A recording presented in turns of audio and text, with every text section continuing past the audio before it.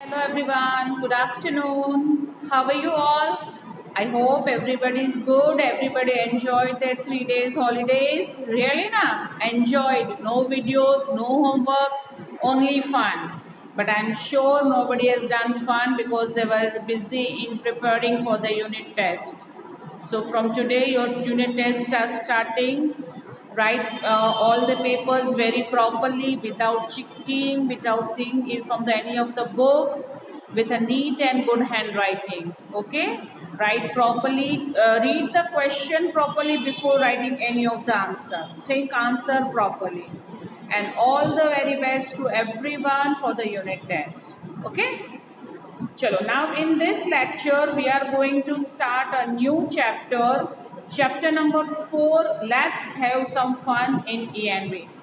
So before I proceed to the chapter, I just want everybody to open their page number 17 of textbook ENV. Then only I will start with my chapter. So your book is open, you are all ready. So let's begin our chapter number 4. Let's have some fun. First of all, there is one activity which we have to do before starting our chapter. It's called the buzz. Over here, one picture is shared with you. First of all, we'll read the content. Look at the pictures. We use these things to play certain games. Write the names of the games in the blanks. So over here, one picture is given, and you have to write which things are used in which of the game.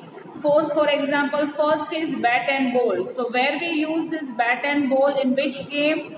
Yes, in cricket. So over here in a blank you have to write a cricket. Then second one is a small racket and two balls. Which games is played with this thing? Yes, table tennis. So write table tennis in a blank. Third, racket and shuttlecock. Which game we play? Yes, badminton. And fourth is, yes, your favorite football. So everybody write in your textbook the name of the games in the blank. Okay, with a pencil.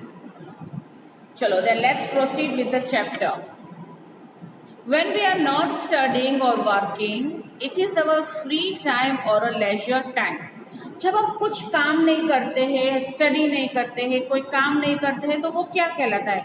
वो हमारा कहलाता है free time, जिसको हम leisure time भी कहते हैं. This is the time when we can have fun. An activity that we enjoy doing in our free time is called recreation.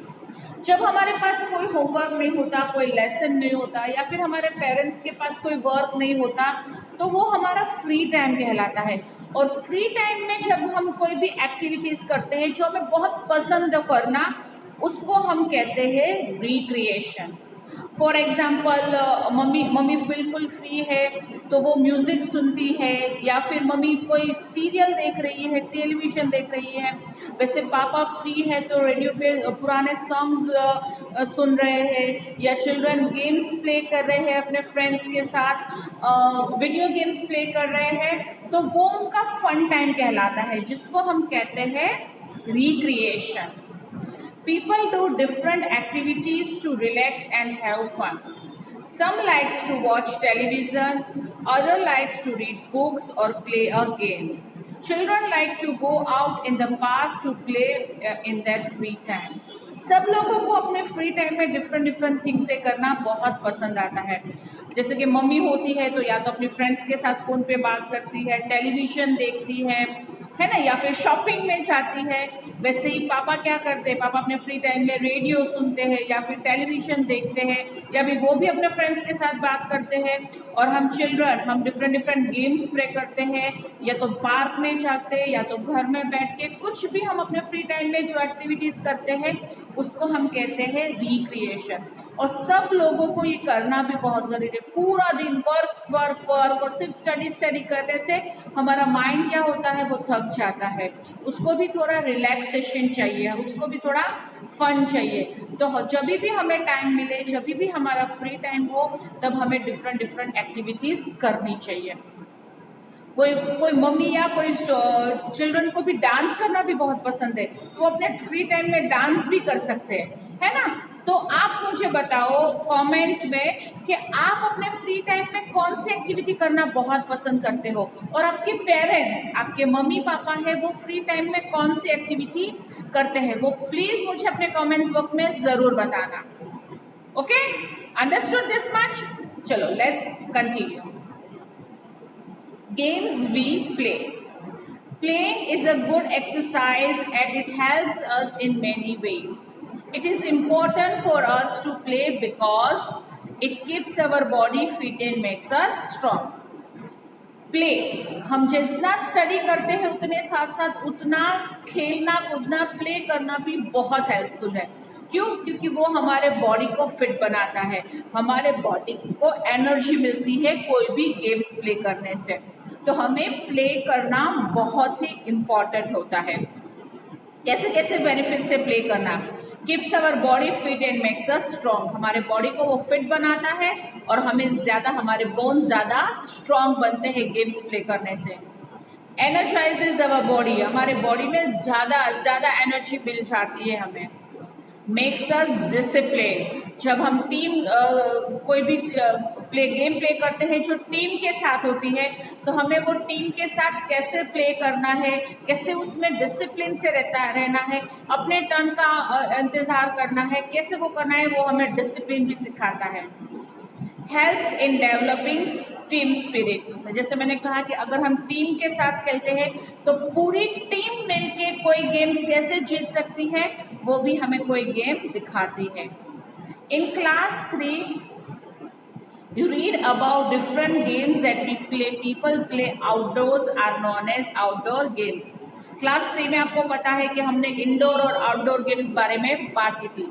जो भी गेम्स हम बाहर जाके ओपन में ग्राउंड में खेलते हैं उसको हम आउटडोर गेम्स खेलते हैं। For example cricket, hockey, volleyball, football, है ना, उसको हम क्या कहते हैं? आउटडोर, जो हम बाहर जाके खेलते हैं, ग्राउंड में खेलते हैं, ओपन स्पेस में खेलते हैं। There are some games that people play inside a building. These are called indoor games. जो हम घर में बैठ के या फिर किसी रूम में बैठ के या फिर क्लासरूम में बैठ के जो हम गेम्स प्ले करते हैं उसको हम कहते हैं इंडोर गेम्स। जैसे कि चेस है, टेबल टेनिस है, देन लूडो है, स्नैक्स एंड लैडर्स है, कार्ड्स है ना। ये सारी गेम्स हम उसको बोर्ड गेम भी कहते हैं और वो घर में बैठ के हम खेल सकते हैं, जिसको हम कहते हैं इंडोर गेम्स। तो आपको पता चला गेम्स हमारे बॉडी के लिए डिफरेंट वे में कितनी बेनिफिशियल होती है और कौन सी इंडोर गेम्स होती है और कौन सी आउटडोर गेम्स होती है। Okay, shall we continue?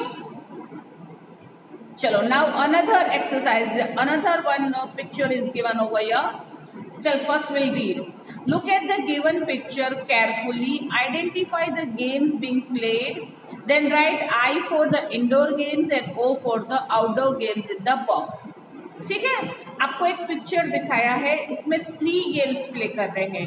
First boy है जो बॉल को किक मार रहा है, सेकंड में boy and girl board game खेल रहे हैं, कौन सी गेम है वो आपको आइडेंटिफाई करना है, और थर्ड गेम है जिसमें एक बॉय शटलकॉक को रैकेट से मार रहा है। ठीक है, अब आपको मुझे बताना है कि उनमें से कौन सी इंडोर गेम है और कौन सी आउटडोर गेम है। ठीक है, और आपको ये बॉक्स में अगर इंडोर है तो आई लिखना है और आउटडोर है तो ओ लिखना है। कर लोगे ना अपने आप? आपको पता चल जाएगा ना कि क्या है, कौन सी इंडोर है ना कौन सी आउटडोर है।